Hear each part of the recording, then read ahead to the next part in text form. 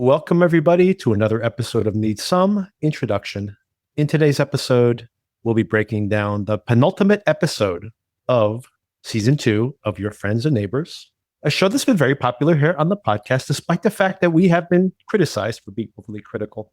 And I'm very curious to hear Sona's opinion of this episode of the show. Joining me, of course, is Sona. How are you doing, Sona? I'm good. How are you? Happy about those Knicks sweeping? Oh my gosh, amazing. But now the stress of trying to get finals tickets, I don't know what I'm going to do. Oh my God, I'm not even going to try. Are they even available? Are you going to be sitting next to Timothée Chalamet? No, I don't have Chalamet funds. What are those tickets? What were those? They're saying those tickets are going for 200,000. What was it? 200,000? I thought I had heard 100,000. But I would be happy to be in the last row up by the rafters. But I think even those are going to be near impossible. If you haven't bought them now, well, they're not on sale. Oh, they're not on sale yet, really? Okay. No, you could buy them on the resale market because season ticket holders, I think, have to get theirs. But the public on sale hasn't happened yet. Wow. Okay. But Ticketmaster's a racket, so I don't think that I'm going to be able to get them. Yeah. Never mind putting aside the amount of money these tickets will cost. Just the access to the tickets, I think, is going to be an issue. Yeah. I mean, nosebleeds will probably cost you thousands of dollars at this point. So. Yeah. I mean, the first time in the finals in 27 years, it's insane. Right. And what if it's another 27 years? So got to go now. It could be. Your last chance, like seeing an eclipse in North America. Yeah, it's a Halley's Comet situation. Do you have a preference as to who they match up against? Well, all of my sports opinions are by marriage, right? Yes. Because I don't know enough. That was really the question. For my own opinions. Does your husband have an opinion? Candidly, I am a bit ignorant about this, although longtime Knicks fan, because I am a Knicks fan through marriage, and my husband and I have known each other forever. And when we first met, the Knicks were having a playoff run. So 27 years. So maybe like if they win, you guys have to get divorced or something. It's not how it works. I think so. My husband believes that it would be great if it would be the Spurs because it would be like a second chance. Oh, yeah. Interesting. So he's going more with the heart. I was thinking it might be the Spurs might be the better choice. They don't actually have a good matchup to Wemby, for example, but considering how important he is to the team, they're rested and they're going to be a very beat up and very tired team. So I think that might be a better matchup. As far as like talent lineup, they probably line up better with the Thunder. Okay, but yeah, that might not be advantageous to them. Honestly, I think either way, it's going to be a tight series regardless. So I hope anyway. I hope them to get blown out because they probably are a little outmatched on talent. But I mean, they have got to be whatever that other thing that makes you a winner. They definitely have it right now. Right. So we will see. We'll know actually by next time we meet. Not only will we know who they're matched up against, but we will have a feel for how the series is going. Yeah, that's true, right? Because they don't come to New York until Game 3, I think. So yeah. Right. Yeah, that's right. No home field advantage this time around. Yeah, because I know Game 3 won't take place because I'm on the Ticketmaster site several times a day. Game 3 won't take place until not next week, but the following week. Right. Yeah, fingers crossed, of course. What a thrill that would be. I mean, just being in the finals is pretty amazing, but of course. Agree, absolutely. But after 27 years, it should be a win. That's my opinion. Fingers Make crossed. it happen, guys. Make it happen. A second question I had for you is, have you watched any of Widow's Bay yet? I am dying to, and I haven't gotten around to it yet. And now, as you and I texted yesterday, second season of Deli Boys is out, which obviously is a completely different feel. Right. But I love Deli Boys. So I don't know when I'm going to get to it. Are you loving it? Oh, yeah, I'm loving it. And very interested to get your feel for it. I think you'll really enjoy it. And it feels like my kind of show. Yeah, it's just, I mean, you could just watch episode 1 and you'll get a feel for the whole, like literally like Parks and Rec tone, but in a, when there is overtly supernatural things happening. But early on, you can kind of say like, well, maybe it's just happening in his head. Maybe he's just being hysterical, Matthew Rhys's character, because it's mostly happening from his perspective, even though he's the skeptic on the show. And then as things progress, the story gets juicier and juicier, and it becomes overtly scary. And yet they keep the comedy going, which because the same goofy characters that we have seen, with all their Parks and Rec type energy now have to like save the world, so it just becomes very funny that these same people and all their limitations are like now have to like step into these more heroic roles. And terrifying and funny and amazing that they're able to pull this off. And literally from one episode to the next, I was just emailing with a listener about this. From one episode to the next, it's almost like it's a different genre of horror, but the particular tone of the episode changes from one episode to the next. And yet it is cohesive. So it's hard to pull that off. It's a really interesting combination of things. And I think it'll probably be like an Emmy discussions this year. So a lot of fun. And 3 more episodes to go. So, and if you guys wanted to start watching it, there was a couple of longer episodes this week. There was a double episode drop. They're probably in the 40-minute range each.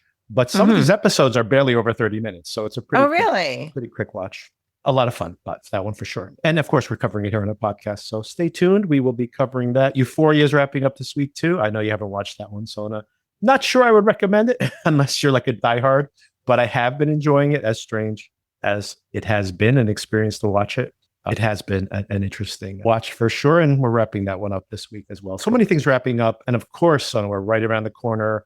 Actually, next week, we'll look at this double feature next week. Sona, get ready to talk a lot because we will have the finale of Your Friends and Neighbors. Right. A finale that I'm certain will be so satisfying. Wink. We'll see. And a double episode premiere of Cape Fear. So quite a conversation set next week. You're going to have a lot of TV watching to watch as well. It might have to be a late afternoon discussion for you. Yeah. We'll see how much we can get through. Oh, by the way, because I know you liked, back in the day, you were a big fan of The Ring. I still love The Ring. I'm a huge fan. And I was curious, have you heard about this film Obsession, which came out, which also has kind of like a curse theme to it. I think that's very popular, by the way. Did you ever see, now I'm going to go in 8 different directions, but these kind of like horror movies that have been breakouts that have to do with some kind of curse. And you have, of course, Smile, which was a giant hit a few years ago, and a sequel. And you have Talk to Me as well from another YouTubers, by the way. These YouTube horror, these kids coming from YouTube and then becoming massive stars. Anyway, any of these things have you watched? Okay, well, I can't remember if I watched Smile, which is weird because I feel like I should remember if I did. It feels like maybe I started watching it and then something happened and then I didn't finish it. Okay. Not because of anything relating to the movie, just because of life. But I will say, I have, to bring it back around to the original topic, I had not heard of Obsession. Yeah. But because I am chronically online, I have heard people read people talking about Obsession and have mentally thought, I got to figure out what this Obsession thing is. Yeah. So I'm happy that it's coming up now because I don't know much about it. Well, I mean, the reason it's been in the conversation so much is because this kid, another YouTube sensation, kid started making short films, comedic short films. His best friend who does the YouTubes with him is one of the stars. He traditionally stars in his own films. He decided not to star in this first feature film he was making. But his other friend, his other partner, comedic partner, is the second male lead in this movie as well. But anyway, the reason everyone's talking about it is because he was approached by this producer who makes extremely low budget horror films and basically tries to find talent either from short film festivals or from YouTube and offers them you can make the movie you want to make if you keep it under $1 million. So this kid was he made a feature film, by the way, which everybody can watch on YouTube on his channel. It's called Milk and Cereal like serial killer. Uh-huh. And he made it. It's like a found footage, very clever film, not like a 5-star movie for me, but very good. He made it last year or it was released last year. He made it for $800. And in it, he plays himself, a kid who has this YouTube channel, and he does pranks just like he does on his YouTube channel, but people may be dying. And the question is like, is this all prank? Like even the people in like his friends, quote unquote friends, like these characters that are playing these real life people are like not sure if what they're seeing is actually happening or not. Is he pulling a prank on them? Do they believe this is actually happening? Do they think they're actually in danger? So it's feature length. It's like an hour and 15 minutes, an hour and 20 minutes. And I thought it was good. I had heard like everybody say, you got to see this. You got to see this. And I just thought it was good. It was very episodic. It was like a bunch of shorts probably put out to feature length. And what I would say is like, it wasn't great. I didn't love it like some people did, but I was impressed. I'm like, for $800, this is an incredible achievement, right?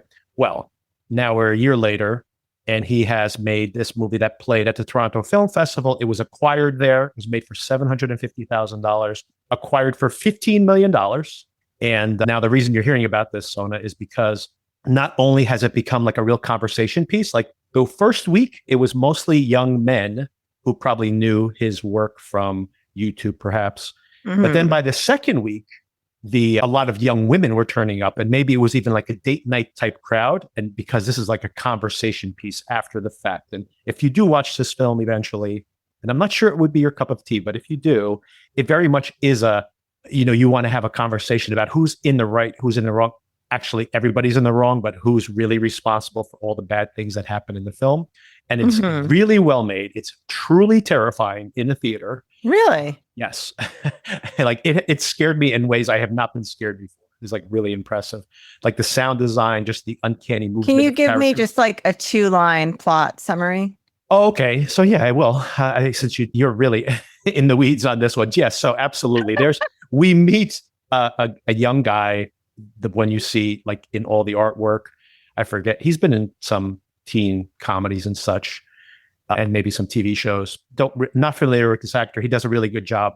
And he has like this unrequited crush on one of his best friends, who's like this manic pixie dream girl type character. And he is like anxiety trapped. Like he cannot even make a move. Even when she opens the door to him, he can't. He's like so utterly anxiety prone that he can't even just have an honest conversation with her at all, that even skirts. And maybe it's because he knows that she's just going to shut him down or whatever.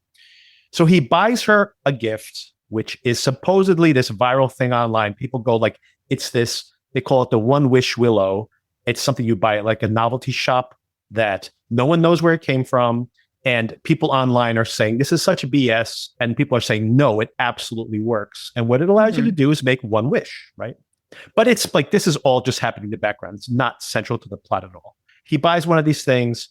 And then this is like early in the movie, he drops her off at home and he can't actually talk to her. It's just like, it's one of the most excruciating scenes of seeing this kid like unable to just string kid words together, which by the way, of that generation of people, I see that on a daily basis. So it causes anxiety. And I'm sure to people in that age group, it's even more anxiety inducing. So he drops her off at home. He pulls out the gift he was going to give her. He makes the wish that she loved him and snaps the One Wish Willow.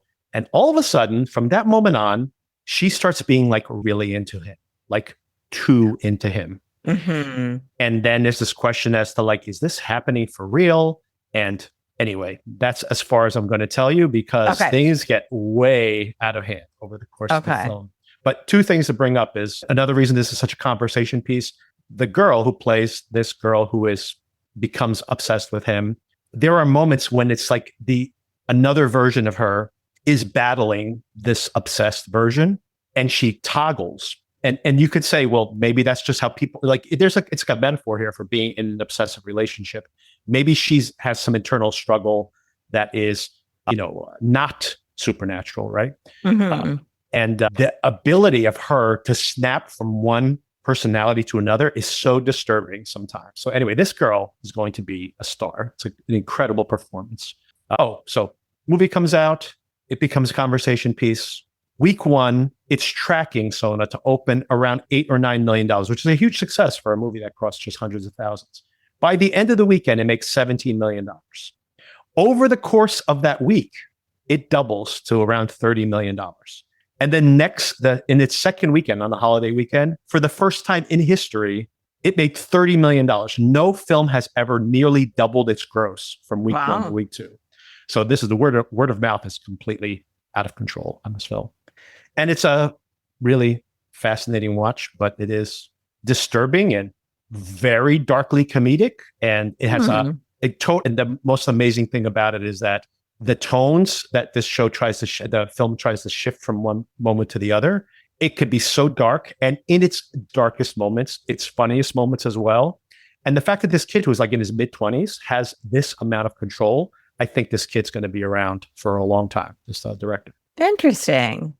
And that's why everybody's talking about it, because this might be a generational talent, an unheard of success, a movie that made 100 times its gross in just the first 2 or 3 weeks, a movie that's never increased its box office from week one to week two. And then just the fact that the film is good and that it's becoming, like, culturally, if people see this movie, they're talking about it, right? So it just becomes, it's like a snowballing effect, which is extremely rare. Like, it's, maybe Get Out as a metaphor, not a metaphor, but like as a corollary to something like this that had like that kind of word of mouth. Or like The Ring. Although, by the way, The Ring, a very rare movie that saw a box office increase from week one to week two, and of course became a cultural phenomena that we're talking about more than 20 years ago. That's the closest comparison we can make. And also the fact that it's even a bigger bump from week one to week two than The Ring. So pretty amazing stuff. Well, thanks for getting me up to speed. Yeah, that's in a nutshell, without spoiling it. Speaking of not spoiling anything, let's talk about this episode of Your Friend's a Neighbor. But we had a couple of feedback that I was surprised. I think I brought it up with you, that we had heard from somebody that they had watched shows and just listened to our conversations, even though they weren't watching the shows. And I was a little surprised by discovering that, although I've done similar things, not for an entire series, but more like for a movie. But so it's not totally uncommon, but I was surprised that the audience responded that way. And since I mentioned it the first time, I've heard from multiple other folks who said the same thing. They might watch one show, but then listen to our conversations on the other one. I love that. I do too, actually. So given that, let's not talk about the end of this episode yet. So we leave it a little cliffhanger for the folks who are not in the loop. Or maybe listen to us before they watch the episode. So without spoiling the end of this episode. We got to get there at some point. We do. Oh, for sure. Especially in this particular episode. But without spoiling quite yet, the ending yet, just give me your general impressions. What did you think of this episode? I like this a lot better than last week. Silence. Yes. Mic drop. I'm trying to start with something positive. I like this a lot better than last week. I think they are doing a better job of weaving in the midlife ennui theme that I think that really should be the focus of the show, although they're giving it to us in like tiny little crumbs. Yeah. I was happier with Mel's character this week than I have been in a long, long time. She did something besides just get sweaty. Well, she did get sweaty, but that's a different issue. Not because of hot flashes. I'm still concerned about Elena's character. Oof, yes, big time. I don't really think they know what to do with her. And maybe this storyline with the bail money is going to come back in a big way in the finale. But otherwise, I don't know what all of this was for. There was less Allie, and I was happy about that. Was there any Allie this week? She's missing in action, right? I guess there were just references to Allie. Yeah. But there was still singing. Yes. Well, see, I was actually going to mention that to you. You complained about the Allie singing. Is this Billy Joel cover the direction? Like, you didn't know how good you had it. So really, there was less Tori, and I was happy about that. Which is unfortunate because I love a good, strong, interesting female character, but they really have put me in a position where I would prefer to see less of these women because they're just not doing enough with them. And then the rest, I will leave to you. What are your impressions? I have so many things to say about this show that I was really trying to be positive there. I know. I know that we've gotten a negative review at least once, and people have even asked, like, why are you still watching the show? I mean, honestly, at this point, got to keep watching the show because we're a week away from the finale. And I think the only really equivocal positive, I would say, for this particular episode is that I'm really curious of, like, given where we land, again, I don't want to spoil things yet, but given where the episode lands, that I'm really, really curious about, like, these guys who now have this new context for what's happening and how are they going to negotiate the situation. I am fascinated by that. And simultaneously, I don't have, and here's the negativity coming immediately, I don't have that much confidence that whatever they come up with will be satisfying. Because even in this episode, I feel like there are, from week to week, I keep making this complaint. Even when they reset the chessboard and they put the pieces in a different configuration, then in my mind, I'm like, okay, I didn't get what I was hoping, but I can see some interesting things happening here. And then, like, a week later or 2 weeks later, they subvert all that, but not subvert it in a clever way, subvert it in, like, this is all you could come up with all these interesting pieces you put out. And like I said, again, I'll be positive in this one way. I'm very curious, given the new board configuration, what moves could be ahead, but I have so little confidence that there won't just be some kind of, like, oh, and then blah, blah, blah shows up and exonerates him. You know, like, it'll be just something completely out of left field that doesn't really tie up loose ends at all. And all the things you said, all the critiques you mentioned are there as well. Like, you know, I mean, just the whole Elena, really a huge problem with this character. Like, what are they doing with this character?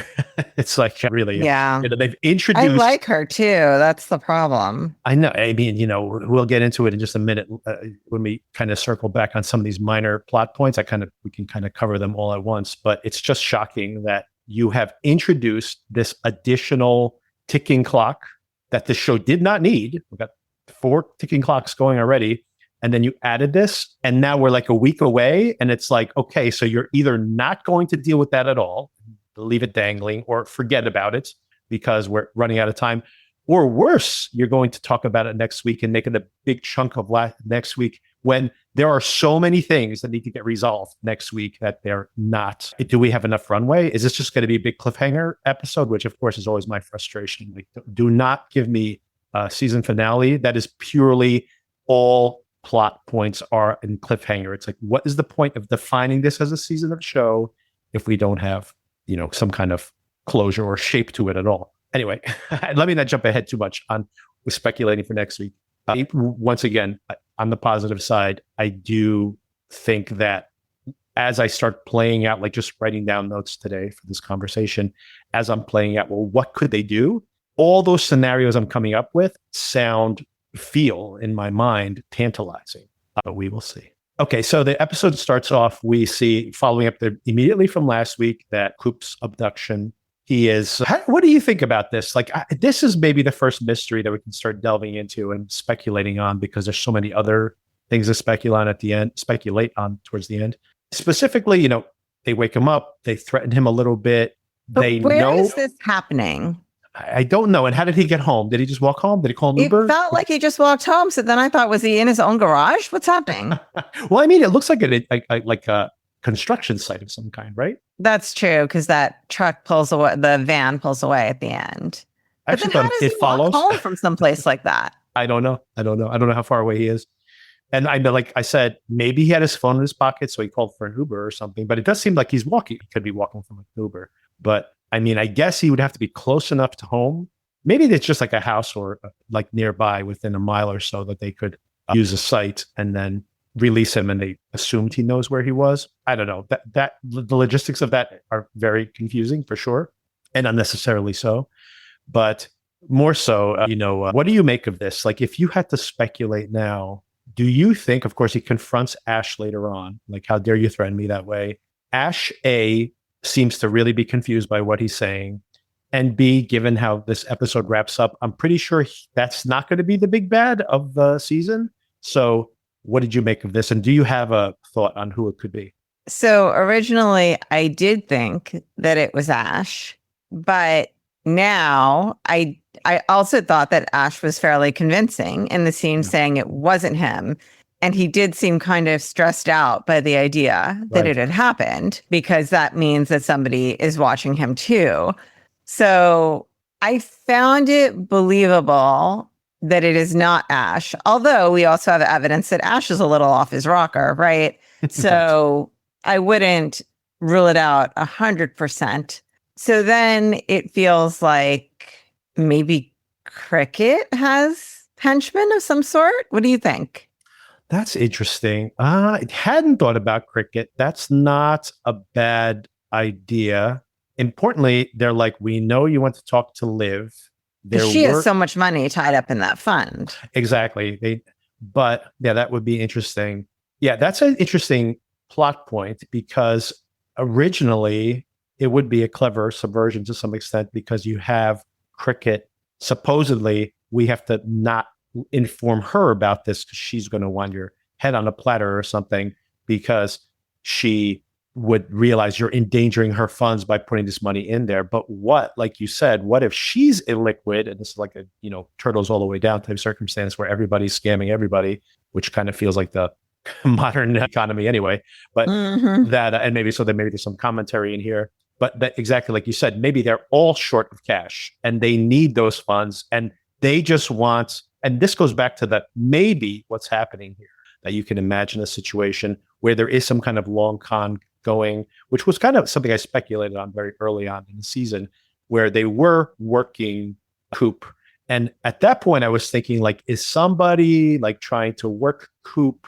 And it's, that it would be the Marsden character, Ash, that is working Coop to get his hands on their funds, and then he can like extract money from there.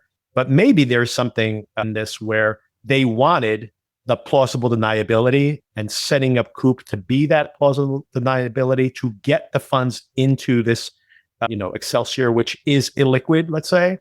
And then they want to get their hands on that money. And then that would be interesting, because now the dominoes are going to start falling given how everything lands this week. But yeah, it is possible. And I was thinking, like, oh, is the orchestrator of all of this the Corbin Burnson character? I always forget his name.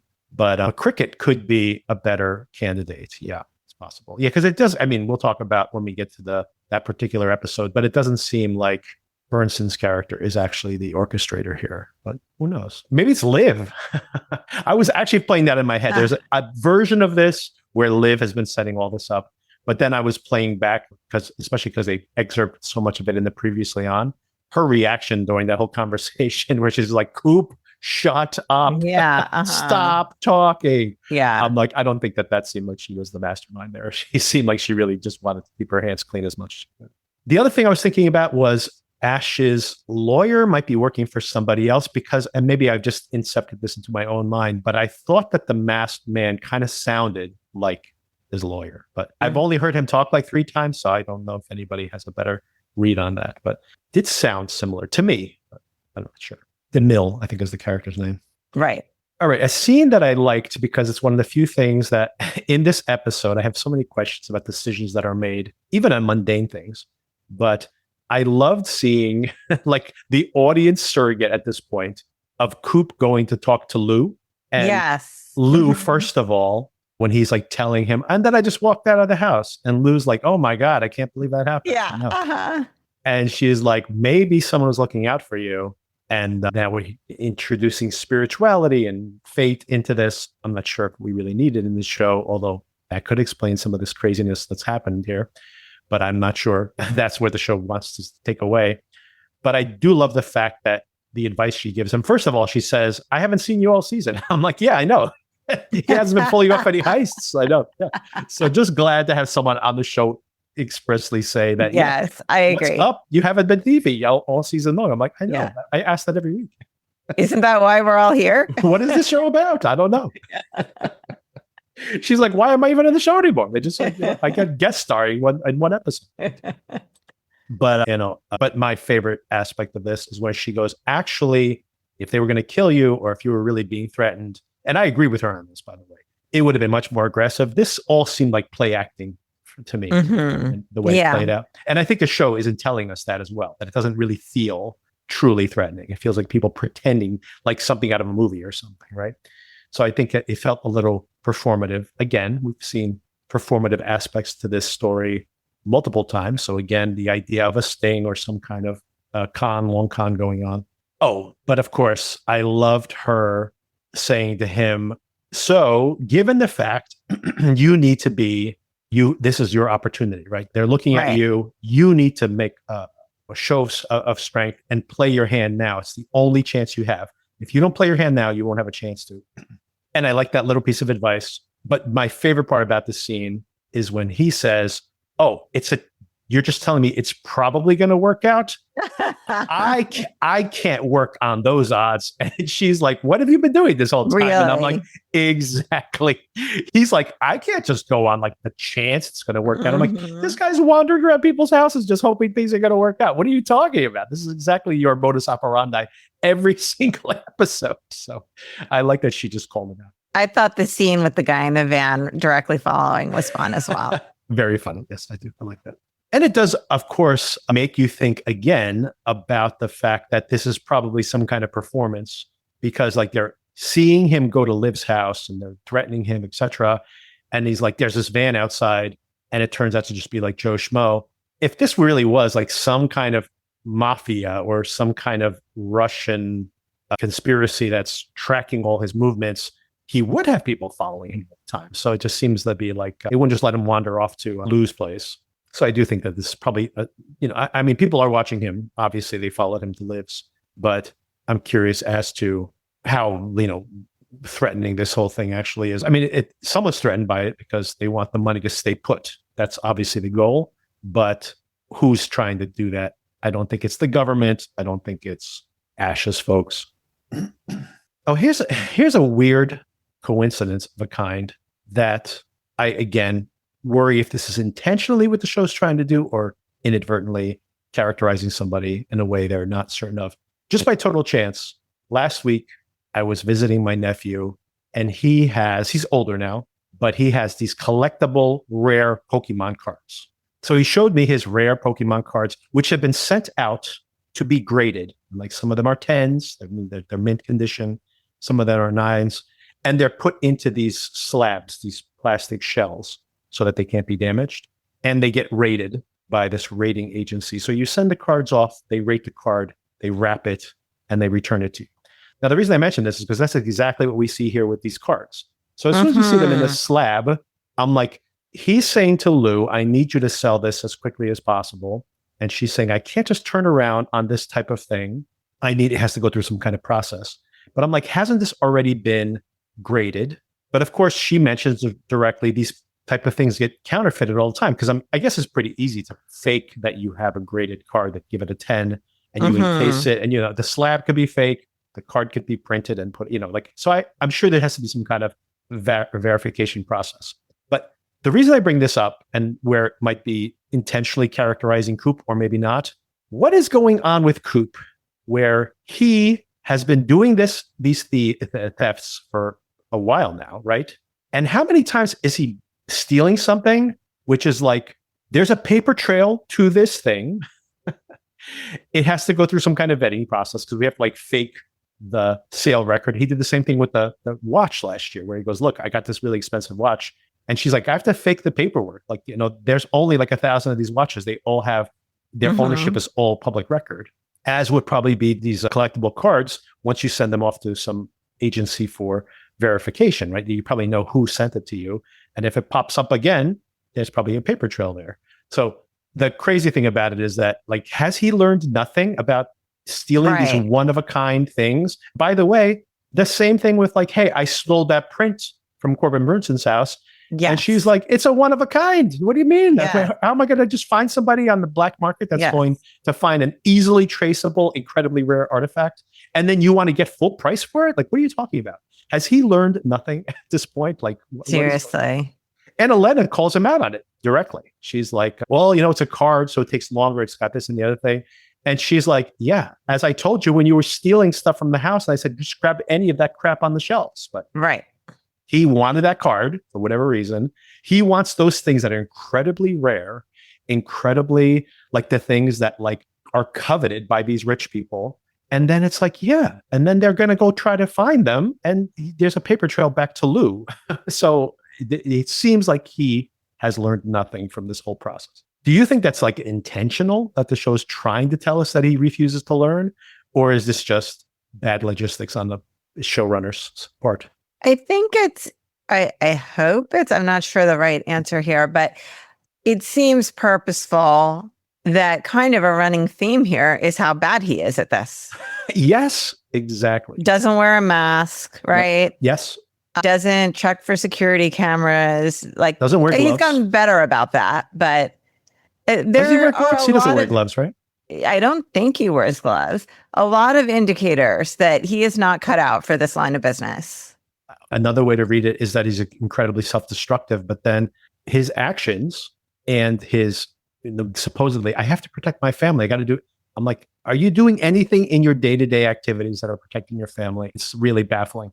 Right. Even post-kidnapping, he makes a comment about that too. I think it's his internal monologue that we hear when Mel invites him in as the kids are returning to the house about how he needs to keep everything separate.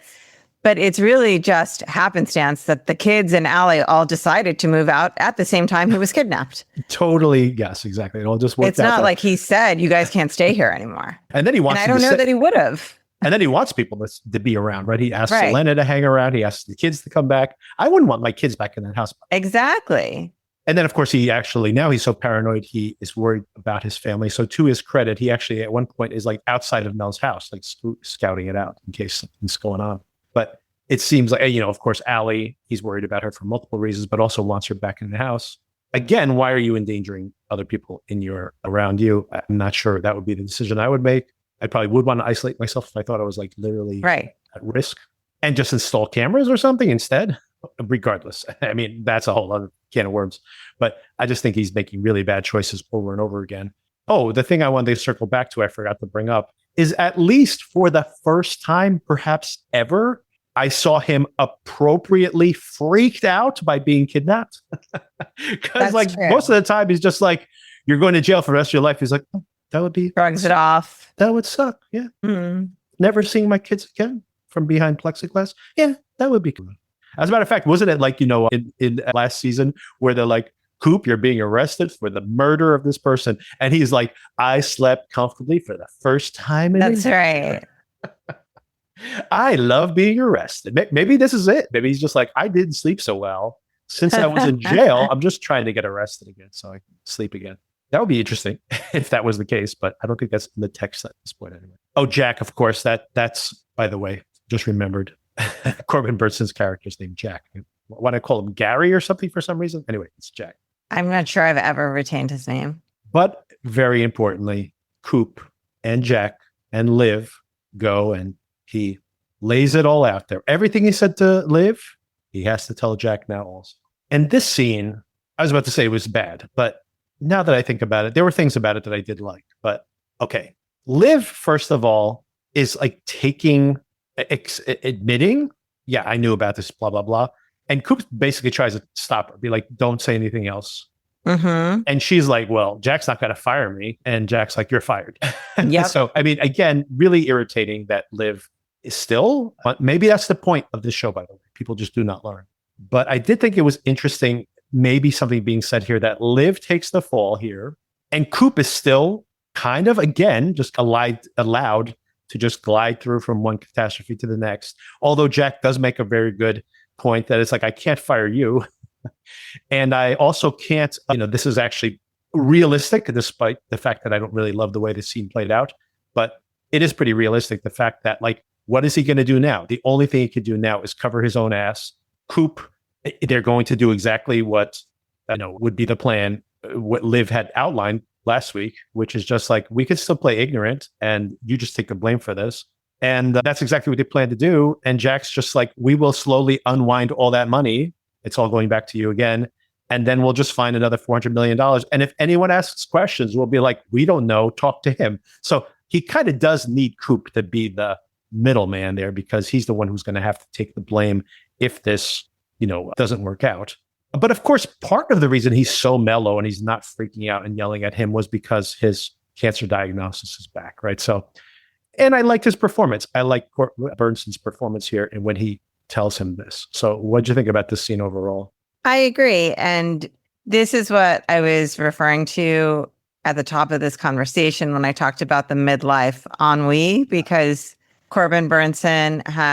Jack has this conversation with Coop about how this health issue has made him reevaluate his priorities and what's really important. So I thought that was a nice circling back to what I think the theme here should really be. Agreed. And there's a more mundane plotting of this show with less over the top moments that would explore all this stuff. And that would be a very different type of show. But basically, I did like, given the fact that I don't really love the fact that Coop has come up with a solution for this in general, to run around and tell everybody the things he did bad and draw them into his situation. So I don't like what that says about him as a character. But given that, I actually did like this scene. And like I mentioned, I think that Bernson's performance is what really sells it, right? He's just like someone who just comes off as like, you know what, I'm exhausted and I'm just thinking about like, how do I resolve this problem? Because I don't know how much time I have left and I'm not going to spend that time like suing you or something, or, screaming about it. I'm like, what's the point? Right? So we just have to move on. And that's my plan. So this is on you. Figure it out. Take your money back and we'll work it out. And he says, well, how are you going to place this money? Like for cricket needs that money to keep this thing solvent. And he's like, I'll go hustle like I've always done my whole entire life. That's it. So I did like that. It made me feel like his character. He's been kind of ruthless in his dealings with Coop, but it made me like that character more. And Coop is, again, very hard to like on this show in any way. Yeah. Okay. And then, of course, the weakest part of this episode is all the other storylines, mostly the storylines with the women, as has been the case all season long. And we can kind of just run through them. Mel is, okay, yeah, let's start with Mel, importantly, because there's so much of this episode that revolves around her. So, of course, she finally hooks up with that contractor and I guess gets the green light because they've canceled the construction on the wall now that they can't find their dog. I guess the dog wasn't chipped or whatever. So I think it's kind of two different things. I just want to clarify this. Yeah. I think the chip would not have like a GPS on it, but an AirTag would. And I think these are the type of people that would both chip their dog and put an AirTag on a dog they know wanders around the neighborhood. Unless they were smart enough, I hope, to like remove the collar or something, but I don't know. Maybe. But I did think that there was going to be a really interesting twist, seems like an exaggeration, but plot development where Mel actually tells them what happens. Yeah, I was going to ask you that. There's a moment where she goes running out the door, and then Coop is pulling in, and she like calls out to the neighbor. And do you think that's what was going to happen? She was just basically just going to confess everything? I felt like that's where it was heading, and I was so curious about how that would go, but then they didn't do it. I think, this is a complaint I would have as well, that yet another complaint, that I feel the same way. I didn't feel like I was very curious, same thing, like, oh, how would that play out? But even the moment I felt like they're just trying to make us see that she feels really guilty about the running over the dog. I don't really think it's going to pay off, but it would be fascinating to see her make that realization. I mean, not realization, that confession, I should say, and see how they would react to it, because I'm sure it would not go well at all. You would think. I mean, it's also very suspicious that she's like resodding the lawn exactly when. Exactly. And did we figure out how they plugged that hole? Like, they punctured the hose. Did they cut off all the water to the sprinkler? If like eventually Coop goes over there and goes, why isn't the water been running? And then says, hey, I hear that the sprinkler's not running on my lawn anymore. Can you go check it out? And they go turn the water back on and water starts shooting out. And they dig up that hole to patch the pipe and they find the dog. Like, is this all going to come back to haunt her eventually? I wonder if it's setting things into place for a future 1 week from now plot development, or it's just sloppy writing. I mean, it feels, maybe, I was about to say, it feels like this should not be the focus of the finale, considering Agree. What I assume that just the big revelation and all the fallout from there should be enough for an episode of TV. But who knows? Maybe we will spend 10 minutes with an Elena's storyline, and maybe we will spend 10 minutes dealing with the dog fallout with Mel. And maybe find out what's up with the kids and their dating situations. And I'm just like, do we need that in the finale? I don't know, but we'll see. I personally hope that the finale is very focused on the immediate fallout of the events of this episode. And they don't just like yada, yada, like, oh, I'll go wipe up our fingerprints. See you guys tomorrow. And then it's the morning and Coop's just having brunch with his family. I'm like, I hope that's not what happens. I agree. I hope so. Anything else to mention about Elena? Well, we see that she thinks maybe I should just cut out the middleman and do the burglarizing myself. Mm-hmm. Right. And of course, I did appreciate the fact that she says to Coop, like, my money is tied up with you because you said you're the money man. And then you're like, hey, I need some cash right now. And he's just like, oh, well, cards take a really long time to sell. I'm like, why did you pick a card to steal? Like, like she does call him out for being completely inept at what he's trying to do. Yeah. And not that this is your typical business venture, but partners should be looking out for each other, right? So this is showing his self-involvement that he has not even considered Elena's circumstances, even though they are doing this together. A lot of the necessary information is coming from her, but he has no regard for her circumstances and the money she might need for various life needs, like your brother jumping bail. Exactly. Oh, one more interesting parallel here was I did like the fact that we literally have Barney getting a vasectomy and the baby shower scenes like back to back. So there's definitely something intentional there, which I thought was interesting.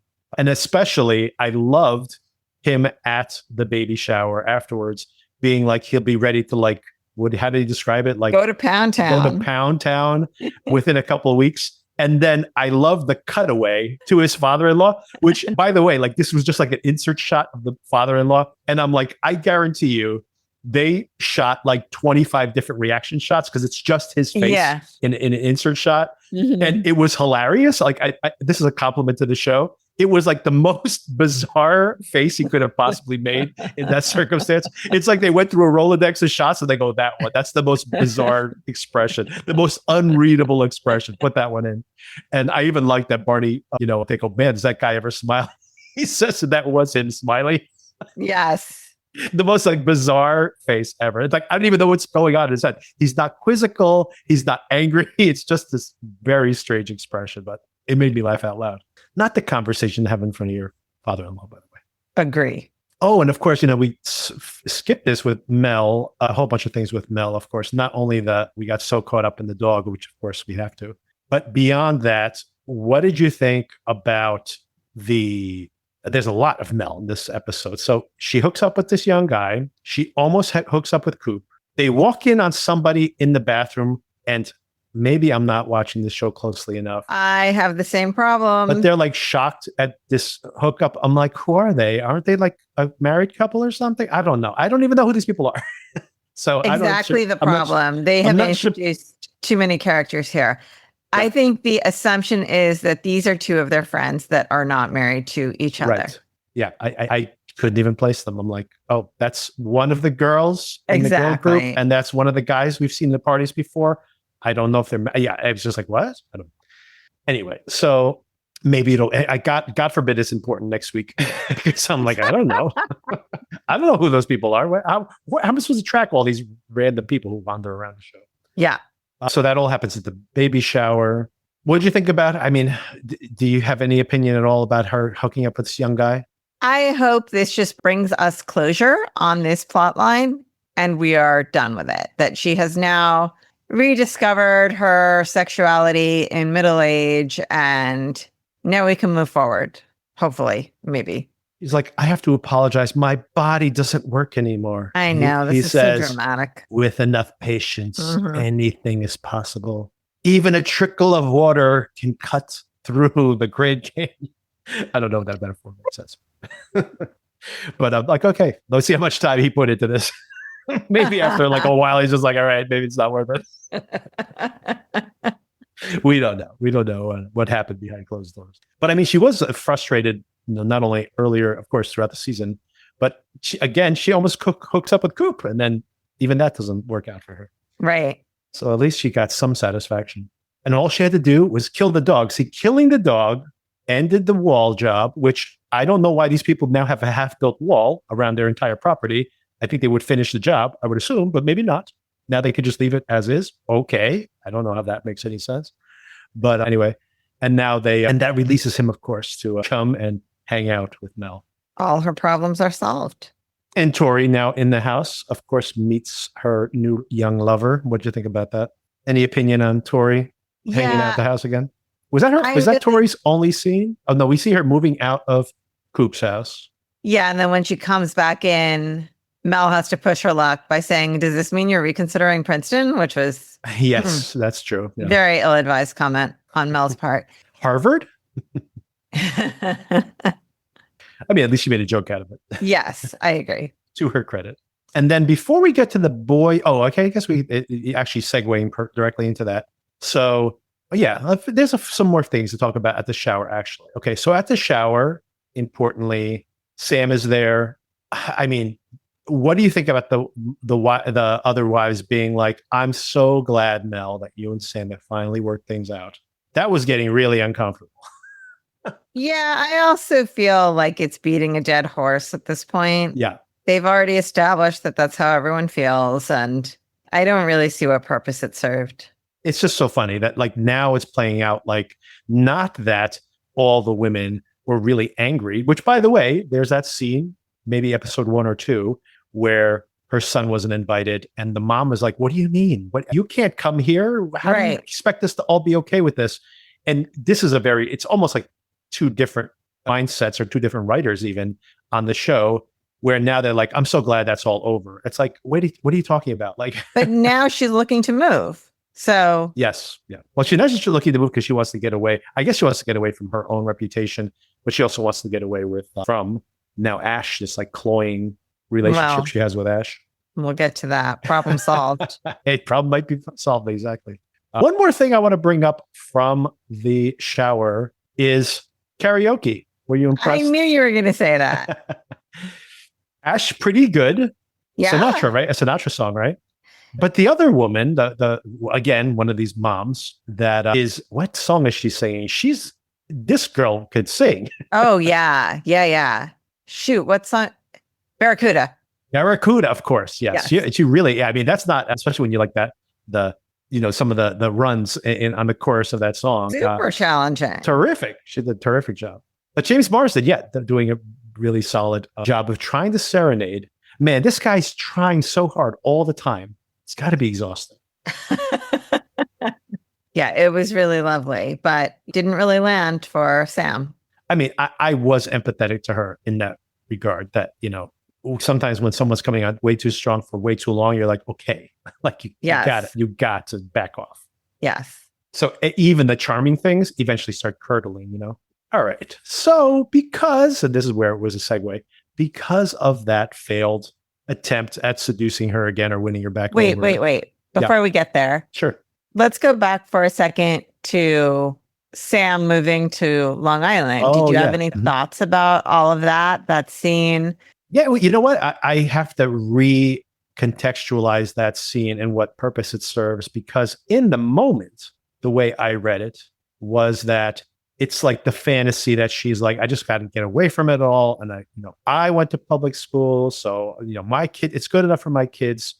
But then it seemed like towards the end, as if she was almost making the realization that maybe she can't escape this as cleanly. Like maybe it's too much to give up when, the comfort she has, which of course thematically is a lot of what the show's about anyway. Yes, agree. So that's how I was reading it. Like in the end, she's like, maybe I just have to accept this relationship with Ash because it like brings me back into the fold and all the pluses that come with it. And that she maybe had to accept that. But then again, given where everything lands here, I'm curious as to if that recontextualizes things. But yeah, I have to think about that scene again. What was your read on it? I thought originally it was not so much about Ash, but about getting just a fresh start generally. Yeah. Mm-hmm. But that isn't really consistent with her spending the season trying to reintegrate into this group and finally succeeding and then deciding she should go look at another house, right? That sequence of events doesn't really add up. They should have, if that was the purpose, she should have been doing that at the beginning of this season. Just to directly comment on that before I hear the rest of your point, I do think they kind of set that up last week when she's like, I'm not that happy with Ash, and she was talking to that married, those two women who are married. Yes. And she's working on the project. And they're like, when she brought up the whole, like, well, I'm getting a little tired of Ash. And it also seemed a little fraught, the fact that, of course, she has this relationship with them right now, doing this work for them. And it seemed like when they looked at her a little skeptically, there seemed to be something, like I said, like a little freighted there, that it's not only that they're like, why would you be unhappy with Ash, but also kind of like, I may be reconsidering this relationship we have with you, right? And I think that is, I'm bringing that into my read here, that maybe she's on the fence. But by the way, all that being said, I might be wrong because the way things land this week. Yeah, I see your point on that as well. And then I also thought, and I'm not sure this was purposeful, especially because she makes the point that she's an only child when she's talking about how she didn't go to college.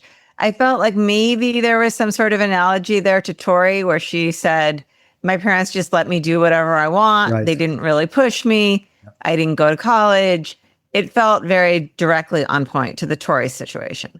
Yes, maybe this is what's going to happen to Tori someday. That's right. Maybe Tori ends up with the husband who committed suicide and she frames somebody else for murder. You never know. What a nightmare. Anything you want to mention on these? Oh, I want to bring up one little detail, if you don't have anything else, but let me know. No, go for it. The one detail I want to bring up is, of course, I'm calling out the movie references all the time.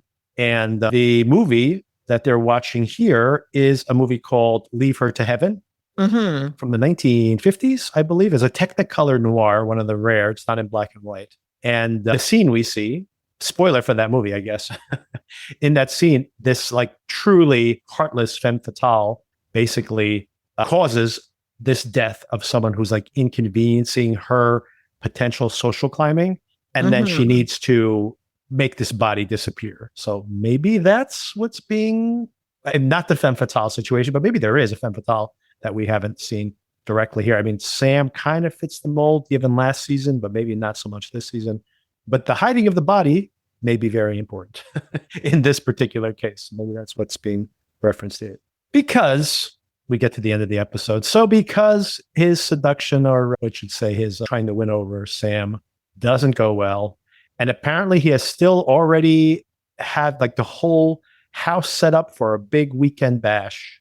He says, well, we need, let's have a guys' night, guys' weekend together. And you guys come over and we'll enjoy this party I was planning. And they all show up. And at the beginning, I was pretty excited about this when Ash is intentionally antagonizing everybody and letting everybody's secrets out of the bag. I'm like, oh man, by the end of this, we're going to find out that Coop has been stealing stuff and Barney knew about it. And Barney's funneling that money through the, Knicks gyms. All of this stuff could be really like, wow, you're really putting the screws to the character. And then this scene starts going a little off for me. First of all, he's shooting up heroin. Like, what's happening here? Like, now he does heroin too? Like, what is happening here with this Ash character? And it seems so erratic between his projection from one episode to the next, which I guess you can excuse, although we haven't defined that aspect of him that much yet anyway. And then on top of that, we have the big reveal here, of course, that after they fight and he pulls out a gun and then his robe catches on fire and he chases them through the house and he slips on marbles or something on the floor and bashes his head open. And Ash is dead. So what do you think of all this? I actually enjoyed this quite a bit. I think they leaned into the zany comic element of it. Yeah. And I found it very funny. I liked the physical comedy of it. Maybe a little bit discordant with the rest of the episode. Yes. But I did enjoy it. What did you think? I mean, I'm so torn on it because I am simultaneously, it was fun. I didn't love Marsden's performance here as much as I've liked him in general on the show. He's been like the highlight for me this season. But in general, I like, the zaniness of it and the fun of that. But, and by the way, the shock of him being killed off, like, wouldn't, obviously that's a huge shock, and it makes things intriguing beyond that. I was also really annoyed simultaneously. And the reason I was annoyed is because I think you introduced this character, a really interesting foil to Coop. And there's so many interesting things you can imagine, the parallels you can make between them. And there's a lot of unexplored aspects to this character. Like I mentioned before, someone who might be, in this very shady world of being a billionaire and loving it, and how Coop is struggling with that same idea of like wealth is kind of like a burden to him, and paralleling anyway, there's a lot of really fascinating things that could have been done with this character. And I feel like he shows up in episode 2, they develop him in episode 3 or so, he disappears from the show for like 3 episodes more or less, except for one scene here and there. Then they bring him back again on the charm offensive. You really feel like they're gonna really reintroduce him to integrate him into the storyline more, because they've put him on the back burner. You had the funeral episode, etc. And now it's like, okay, so let's get back to Ash and Coop and what's going on with this confrontation between the two of them. And then they kill him off. And I'm like, they've done so little with this character, so much possibility. And this is how they pay it off. I got to say that it was entertaining, but the payoff for this character is really underwhelming, to say the least. Yeah. Okay. I was addressing the actual scene itself, but not the plot development of Ash being dead. Yeah. I agree with you. And I was quite surprised that they killed him off. Were you surprised by it? Oh, yeah. That's the last thing I would have expected they would do at this point. Like I said, right. You have this great character. Yes. So why not give him more than they have been giving him when there's so much potential there? Yeah. And I mean, you think about all the speculation we've done all season. Is Ash like a fan of Coop's and is going to be like, you need to steal even more? You're thinking too small. Is he going to love bomb Coop like he did to Sam? And then again, Coop is like, oh my God, I'm like trapped by this guy because he knows this thing about me and I can't shake him off. Just like, paralleling his problem with Sam's. Is it like, just in the past couple episodes, is it going to be that somebody's watching both of them, and who is controlling them both? And like, now are they, instead of being like, now they end up like this strange union that they have to do to get out of this bigger conspiracy that they're under? Like, who is trying to control Ash, and now do Ash and Coop have to team up against that power that be? And then they just kill him off. I'm like, I don't understand. What are you guys doing? I'm just really confused as to what their plan was with this character. And I mean, they could have gotten someone who was less of a known commodity, and this character could have been in the show even less and just been like in the background being like, I'm blackmailing you, if he was just going to end up dead. I guess it is a shock. Like, you're thinking like, oh my God, how could they have killed off that character? I assumed that was the intention, just to get a shock from the audience.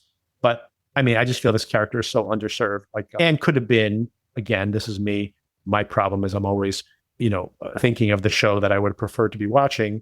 And it's just seems like they didn't know what to do with this character after they introduced them, which is kind of shocking. Right. I agree.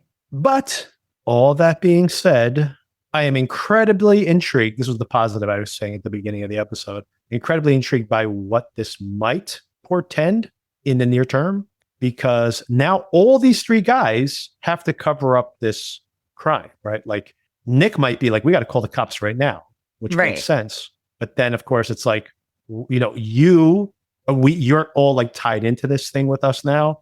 Like, what if someone makes it look like this is someone's involved with this? Or worse than that is, maybe these people who threatened, there might be some additional layer to this conspiracy. The people who have threatened Coop now go to Coop and say that money has to stay put. And they're like, you don't understand, he's dead. And they're like, well, we can make it look like he's still alive. And now these guys are like having to pretend that he's, now becomes like Talented Mr. Ripley, where they have to like fake this person's still alive and create I know this is not what you intended at all, but I'm picturing it more like a Weekend at Bernie's situation. I love that. Yes, Weekend at Bernie's and the Ripley together where it's like, yes, on paper he's Ripley, but in real life they have to puppet him around. They have him in like a darkened room, like pretending to DJ at the party. They move his hands on the digit. Oh, he's at the DJ stand. No, look, now he's over there. They have people wearing masks and running around though. Maybe the neighbor's dog was like a harbinger of accidental deaths and needing to cover them up. I don't know. Oh my God, maybe there's a parallel, right? Maybe it's, could you imagine they go to bury Ash's, Coop will be like, you can bury him in my backyard, and they find the dog. Dig up the dog. Here's a soft spot in the land. And they get, oh my God, there's a dog here already. And of course, you know what would happen, by the way, if that actually happens, you know what actually happened. What would actually happen? Coop would go to Sam and be like, Sam, what is wrong with you? Have you lost your mind? How could you be covering up this dog death? And scold her about it. It's like, weren't you burying a body back there? That seems to be the show. I mean, he continues to act like he is somehow the person who has it all together when he's talking to Mel. And it's just like, have some self-awareness, because you've got a lot of nerve acting like this with her. Look, I was trying to cover up a human burial and I ran to your dog burial, and I'm like, you need to go see someone about this. I'm worried about you. Yes. Oh God. Dr. Heal Thyself. But so it's I am intrigued, like, you know, what this might set up, because I like when I really can't see what's around the next corner.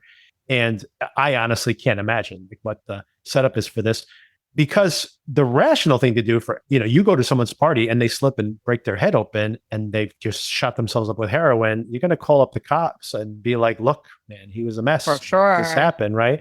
And I mean, it's not like and he was chasing me around with the gun, like the gun's in his hand. Like, yeah, it's like, you think that when he was chasing me with the gun that I ran up to him and knocked him over and broke his head open? That you could pretty much see, like any kind of analysis would prove out exactly that he was the one who was attacking them.